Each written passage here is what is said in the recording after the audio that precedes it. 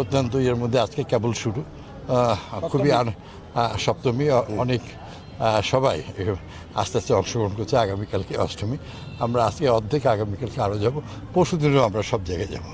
আমাদের প্রত্যেকটা কর্মীরা প্রত্যেকটা মণ্ডপ এবং এলাকায়, বা তারা সবসময় আমার ভাইদের পাশে অতীতও ছিল, 7 বছর ধরেও ছিল, আজও আছে।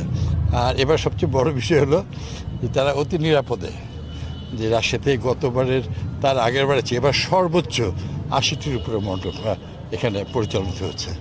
এবং আমরা সবাই যতটুকু, যার যতটুকু সহযোগিতা করার ইচ্ছা সব আমরা করছি। আমাদের সবচেয়ে বিষয় আমাদের হৃদয় দিয়ে সবকে ভালোবাসা দেওয়া।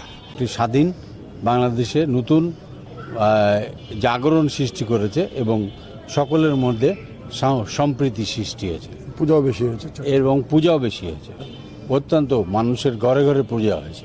এটাই আমাদের কাছে সবচেয়ে আনন্দের বিষয় এবং সম্প্রীতির বিষয়।